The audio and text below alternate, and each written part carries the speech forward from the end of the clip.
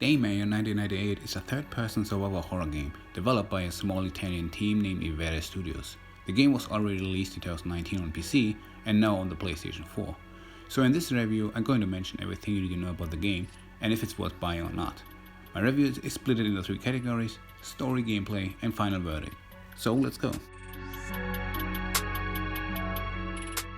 The game takes place in Keenside, a small town supposed to be peaceful and quiet and now overrun by a zombie outbreak.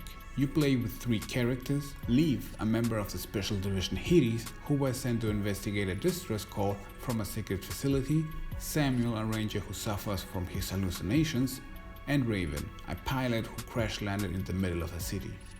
Each character has his own motives and reasons to find the truth and is connected with the story.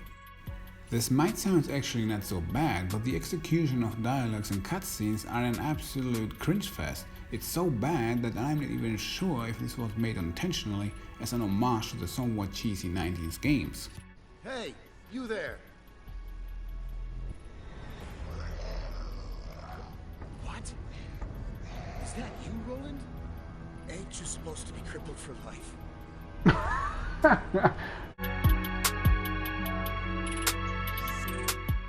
In terms of story and gameplay, Daymare is very obvious heavily inspired by the Resident Evil franchise, especially the Resident Evil 2 remake. The dark tone and level design during gameplay captures the horror atmosphere well.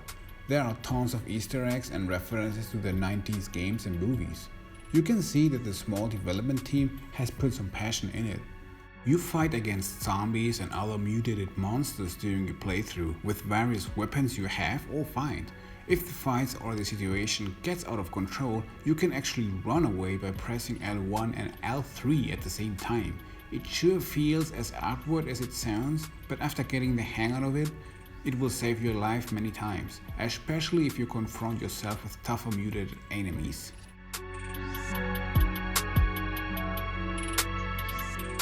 The game gave me the survival horror feeling that I personally miss from the Resident Evil 3 remake. For example, the game has a special reload system. By holding the reload button, your character will keep the magazine, which you have to refill with bullets in the menu. That reload system and the fact that there are no HUDs will make you use your bullets more wisely and not reloading after every 2 or 3 shots. It may be my personal opinion only, but I must say I really like it, because playing without HUDs and with this reload system, the game gave me the every bullet count feeling.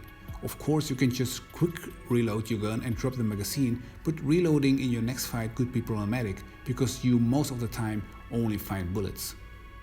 Shooting zombies sounds easy, but I must admit they got me many times by surprise, so better check your step before running blindly into a room. There is always a tension during and after battles. Oh shit, again.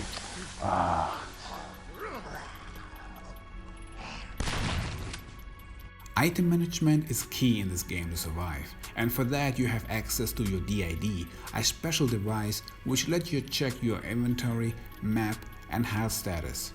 Be aware though that happens in real time and it's not recommended while you're investigating rooms. Enough ammo to survive here. Well, I actually have a... Oh shit! Sooner or later, you will find checkpoint spots where you can connect your HID and save your game, store and trade items. Also very appreciated are the amount of puzzles and riddles this game has. In fact, there are more of them in the first 2 chapters than the remakes of Resident Evil 2 and 3 combined. These puzzles and riddles are not some half-assed work. There were moments where you have actually to think and combine your thoughts to beat them. Luckily, due to my high IQ, I never struggled with one of them. Long was the journey of... what the fuck? Just Google that shit. That sums pretty much the points I like from the game. Now let's mention here the critical points that leaves a bad taste. Let's start with the smaller annoying issues.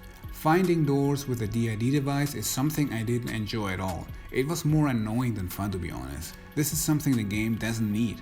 Switching to inventory and back is slow and painful. It takes every time 2 to 3 seconds to boot up the HiD device, and why does the map show me that I'm walking backwards when I'm actually walking forward? Overall, the HiD device will test your patience a lot. Yes, I know this game had only an indie game budget, but does these face models look awful? Same goes for cutscenes and character animations. I don't want to spoil anything, but after beating the game there were some static cutscenes with voiceover, and these were actually way better than this. Same goes with the behavior of some enemy types. The zombies are doing a fine job, and sometimes they even jump scare the shit out of me, but tougher enemies are just bullet sponges. They get stuck in almost every corner, and oh my goodness, the final boss, I don't want to say anything, but be prepared for one of the cheesiest enemy of this entire console generation.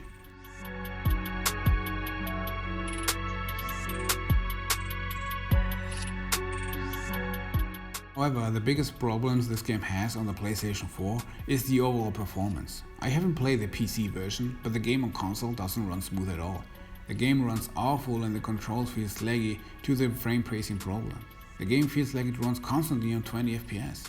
The first 2 chapters had several crashes, and sometimes the game didn't register my progression, which will not execute cutscenes.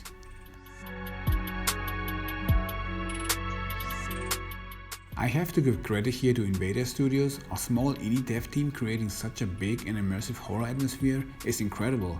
I'm very surprised. Daymare has actually everything what a survival horror game needs. Unfortunately, in terms of performance for the console version, it is a complete disaster. With more time and budget to polish gameplay and story execution, this could have been actually a great survival horror game, but right now as it is my final rating a 6 out of 10. Daymare 1998 suffers from the extremely cheesy and grinchy storytelling and technical problems, but delivers overall a solid survival horror experience. If you're into the genre, you definitely should check it out. Otherwise, maybe wait for the price drop and or game fixes. Muchas thank you for watching my review, and see you.